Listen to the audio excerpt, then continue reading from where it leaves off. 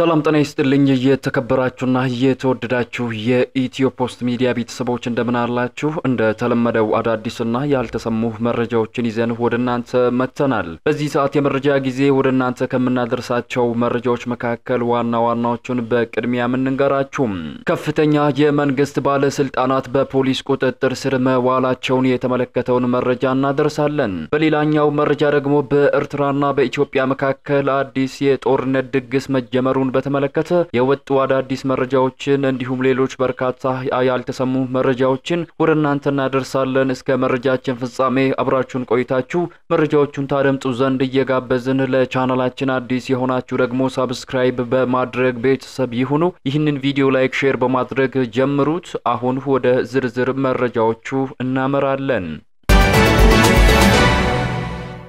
በቅድሚያም የጤና ባለሙያዎች ፍርድ ቤት ሳይቀርቡ ከ10 ቀናት በላይ ታስረው መቆየታቸው ተገለጸ በምዕራብ ጎንደር ዞን መተማና በሰሜን ጎንደር ዞን ደባርቅ አጠቃላይ ሆስፒታል 20 የጤና ባለሙያዎች ከታሰሩ ከ10 ቀናት በላይ እንደሆናቸው የሥራ ባልደረቦቻቸው ገለጹ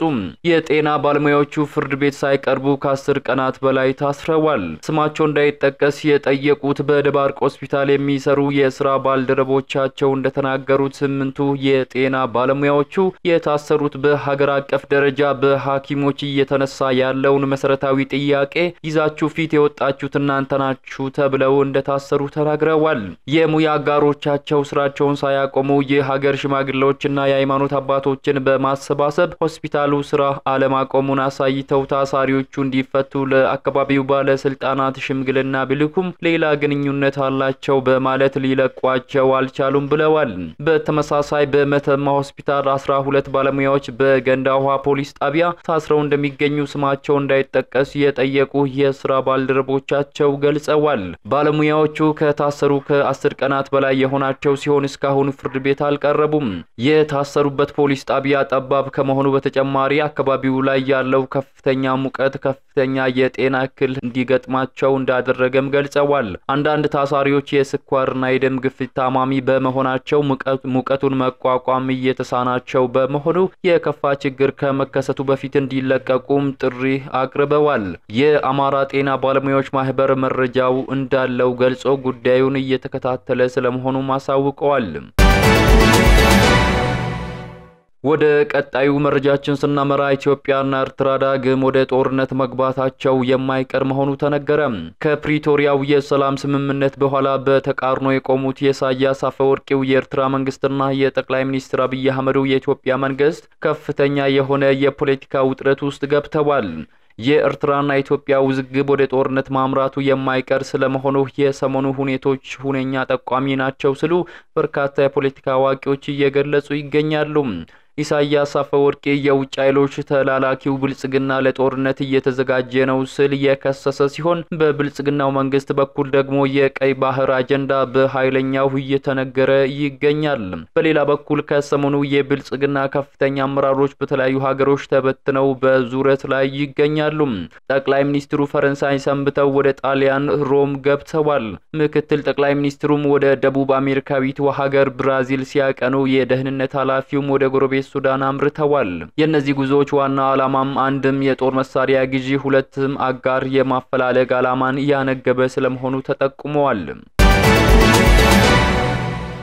ሰሜን ኮሪያ በጦር መርከብ ላይ በቸልተኝነት ጉዳት መድረሱን ተከትሎ ከፍተኛ ባለስልጣናትን ማሰሯ ተሰማም ሰሜን ኮሪያ የሀገሪቱ መሪ ኪም ጆንግ ኡንን ያስቆጣ አዲስ የጦር መርከብ ላይ ከፍተኛ አደጋ ደርሷል በሚል አራተኛውን ባለስልጣን በቁጥጥር ስር አውላለች የገዢው የሰራተኞች ፓርቲ ሙኔሺ ኢንዱስትሪ ዲፓርትመንት ምክትል ዳይሬክተር ሂጊዮን ሴንን ባለፈው ሳምንት ለደረሰው ከባድ አደጋ በዋነኛነት ተጠያቂ ነው ሲል የመንግስት የዜና ወኪል KCN ሰኞለት ዘግቧል 5000 ቶን አውዳሚ የጦር መሳሪያ የሚይዘው ግዙፉ የጦር መርከብ ጉዳት መድረሱን ኪም እንደ ወንጀለኞች ድርጊት ገልጸው የሀገሪቱን ክብርና ኩራት በእጅጉ የሚጎዳ ነው ማለታቸው የሚታወስ ነው መርከቧ በኤክስፐርት ቡድን መሪነት እየተጠገነች ስለመሆኑ የመንግስት መገናኛ ብዙሃን ዘግበዋል የፓርቲው ማዕከላዊ ወታደራዊ ኮሚሽን አካል የሆኑት ሪህ በድርጊቱ እስካሁን በቁጥጥር ስር የዋለው ከፍተኛ ባለስልጣን ናቸው ኮሚሽኑ ኮሚሽኑ የኮሪያን ህዝብ ጦር የሚይዝ ሲሆን የሰሜን ኮሪያን ወታደራዊ ፖሊሲዎች የማዘጋጀትና የማስፈጸም